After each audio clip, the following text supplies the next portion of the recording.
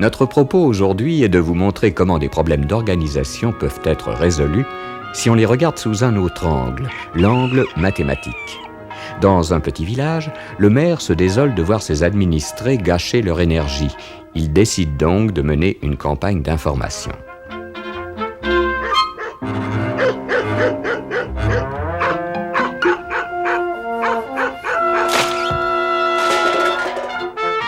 Premier exemple.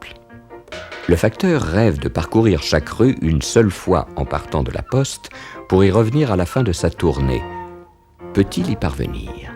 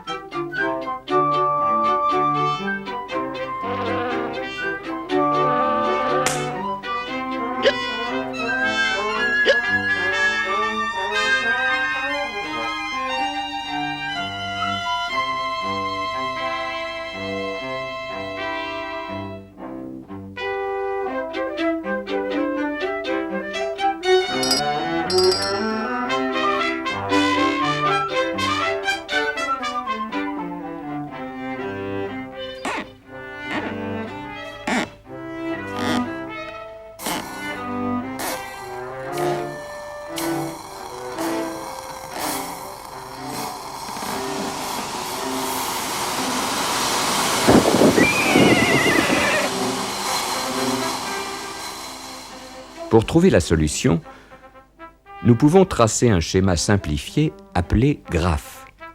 Les rues sont les traits et les carrefours les points.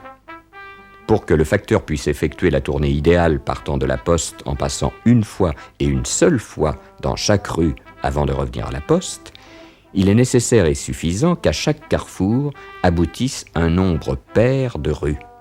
Dans le cas présent, puisque 5 rues aboutissent à un carrefour, le facteur ne pourra pas éviter ces allers et retours.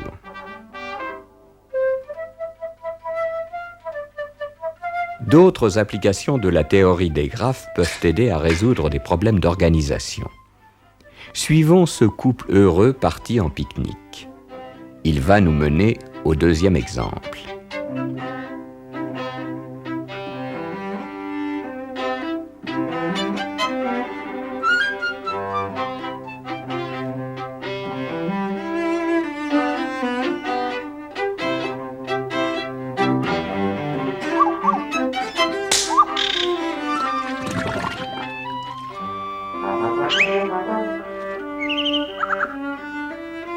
Monsieur et Madame Pompin se joignent au pique-nique.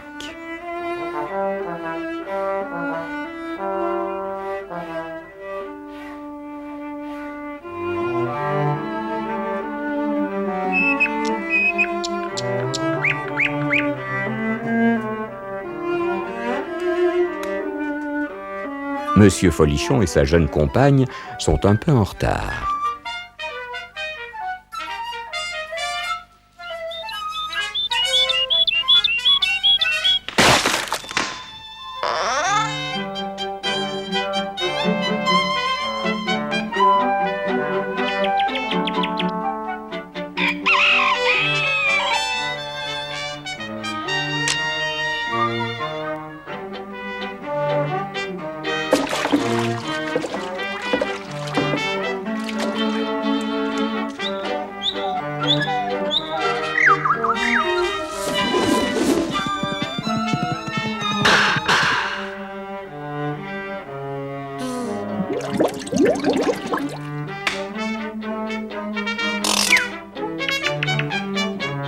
Et voici nos amis en prise à un réel problème d'organisation.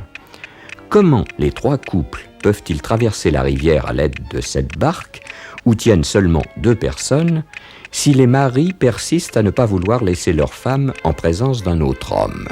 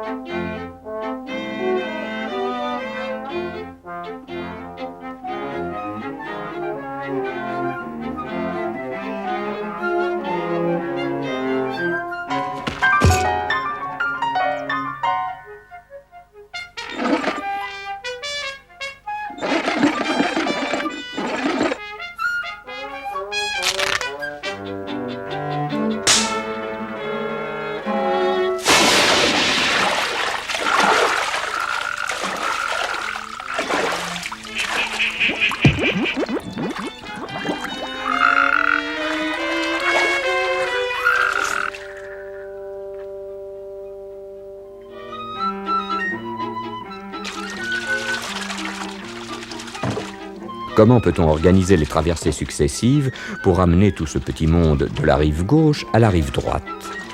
À première vue, le problème est inextricable. Mais regardons-le sous un autre angle. Considérons par exemple uniquement la rive gauche. On peut la représenter sur un schéma. Les hommes et les femmes sont figurés par des points. En haut et à droite, le point représente les 3 couples sur la rive gauche. Le point en bas et à gauche représente la situation où il n'y a plus personne sur la rive gauche. De même, ce 3e point représente une situation où il y a 2 femmes et 2 hommes sur la rive gauche. On place ainsi des points pour les seules situations possibles compte tenu des jalousies. Sur ce dessin, la traversée de la barque correspond à une ligne entre 2 points. Par exemple, ici, 2 hommes traversent de gauche à droite. Pour résoudre le problème, il suffit de trouver un chemin joignant le point correspondant au départ au point correspondant à l'arrivée, sans oublier d'alterner les traversées rive gauche, rive droite, rive gauche. On trouve une solution avec 11 traversées. Cette méthode des graphes trouve de nombreuses applications dans l'organisation des transports.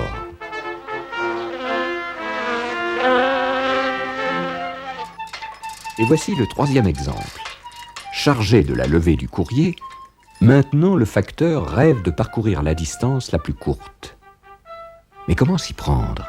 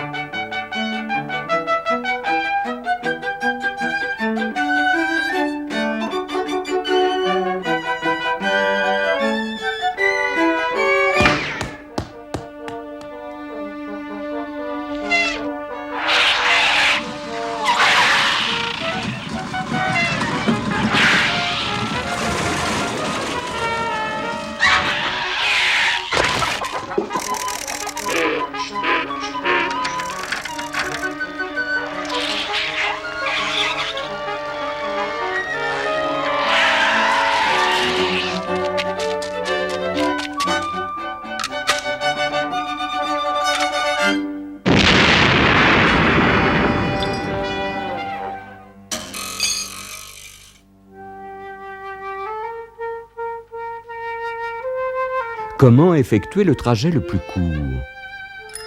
On peut essayer dans un petit village tous les parcours possibles et comparer les distances obtenues. Le problème peut être représenté par un graphe où les sommets figurent les boîtes à lettres. Pour cette boîte à lettres, il peut y avoir jusqu'à 350 parcours possibles. Si le nombre de boîtes à lettres grandit, le nombre de parcours devient très vite astronomique et tous les ordinateurs du monde entier ne suffiraient pas à faire toutes les additions.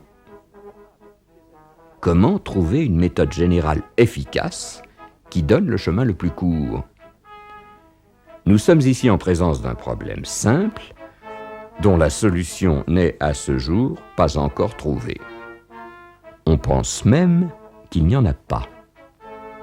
On a cependant élaboré des solutions approchées permettant de déterminer rapidement un parcours de longueur raisonnable.